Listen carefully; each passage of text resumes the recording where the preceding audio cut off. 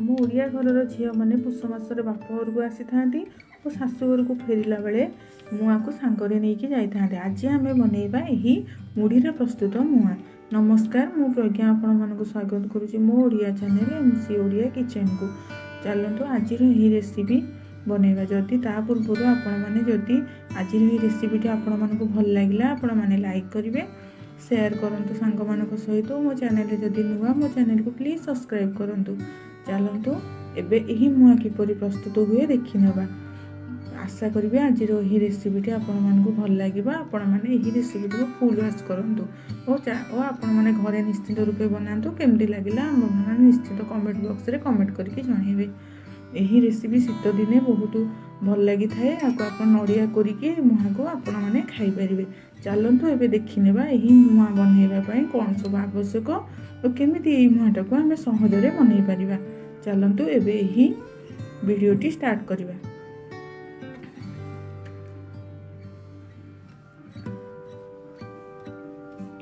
यहाँ पाई मु प्राय 500 ग्राम मुढ़ी को नहीं तापर नड़िया को सुखिला नड़िया जो खुरुड़ नड़िया ताकू मु पाटी करिकी घीरे भाजिकी रखी। आपण मैंने सुखिला नड़िया ने कंचा नड़िया नेबेनी। तापर मोटे गैस रे डेक्ची को गरम करी नहीं। डेक्ची रे प्राय 500 ग्राम गुड़ नहीं। यही गुड़ अठा होगापाई मुझे टिके पानी देदबा। पानी देदेले गुड़टी ठीक से अठा हम ना अठा हेनी। तेणुक टिके नाक पानी देकी ताको भल भाव मिसेकी घांटी दबा।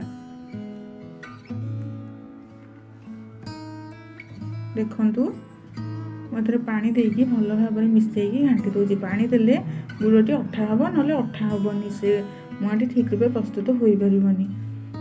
तापर गुड़टी टिके अठा हो आसिले से नड़ियापाती पकेबे। नड़ियापाती केबे भी आगुआ पकेबिनी कारण मुआ हेनी। मुआ सब फिटी फिटी जीव और खोली जीव।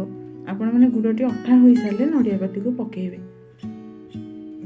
नड़ियापाती पकईकी पुणी थे गुड़टी को घांटा।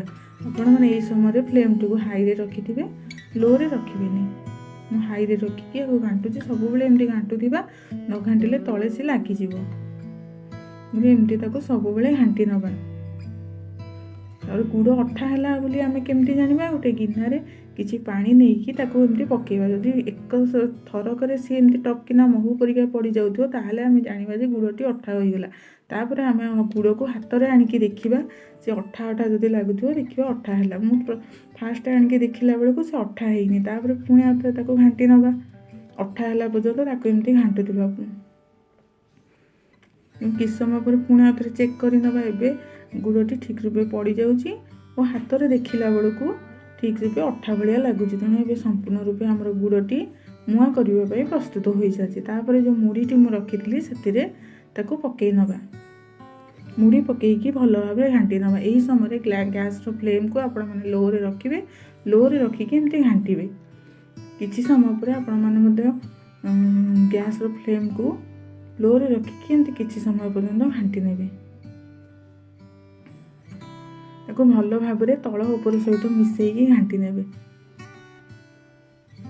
आपण मैंने एथिरे जेते अधिक नड़ियापाती पकेबे सेते मुआटी टेस्ट लागिबो। मु अल्प नहीं आपण मैंने नड़ियापातीर परिमाण को अधिक करें। तापर मु गोटे बड़ जगह को सब काढ़ी नौची। बड़ जगह को काढ़ी नहीं सारा पर आपण मैंने गरम गरम थिबा अवस्था से मुआ को धरी नेबे। दी हाथ में आस्ते आस्ते की धरी नेबे कारण ठंडा हेले मुआटी हेनी। एमती धरी दी हाथ में धीरे धीरे धीरे धीरे चारिपट को एमती बुलाई नेबे। संपूर्ण रूप मुआटी प्रस्तुत हो जाइए। देखंतु चारिपट को धीरे धीरे धीरे धीरे बुलेकी से मुआटी को प्रस्तुत कर। गोटे प्रस्तुत कर सारी आ गए सेम प्रोसेस कर। गरम गरम थी अवस्था करेंगे। ठंडा अवस्था कले मुआटी फिटिज केवे भी हेनी। तेणुक टिके टिके उषुम थी आपण मैंने हाथ में अल्प अल्प गोटे पाखर नहीं एमती धरी नेबे।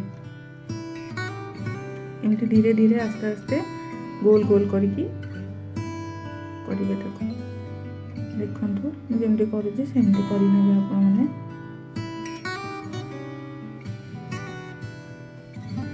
धीरे धीरे की चारि पाखक करने। कारण ठंडा हो गले से मुआटी तरिया बहुत कष्ट हो से हेनी। केबे भी सब खोली खोली जीव। ଗରମ ଅବସ୍ଥାରେ କଲେ ମୁଆଁଟି ଠିକ୍ ରୂପେ ହୋଇଥାଏ। ଏବେ ମୋର ସମ୍ପୂର୍ଣ୍ଣ ରୂପେ ସବୁଯାକ ମୁଢ଼ିରେ ତିଆରି ମୁଆଁ ପ୍ରସ୍ତୁତ ହୋଇସାରିଛି। ଆପଣ ଶୀତଦିନେ ଏଇ ମୁଆଁ ଖାଇବା ବହୁତ ଭଲ ଲାଗିଥାଏ। ନଡ଼ିଆ କୋରିକି ଆପଣ ଖାଇପାରିବେ, ନହେଲେ ସେମିତି ମଧ୍ୟ ଖାଇପାରିବେ। ଥରେ ନିଶ୍ଚିତ ରୂପରେ ଏହି ରେସିପିଟିକୁ ଆପଣମାନଙ୍କର ଘରେ ଟ୍ରାଏ କରନ୍ତୁ। କେମିତି ଲାଗିଲା ମୋତେ ଜଣାଇବେ। ରହିଲି, ନମସ୍କାର, ଜୟ ଜଗନ୍ନାଥ।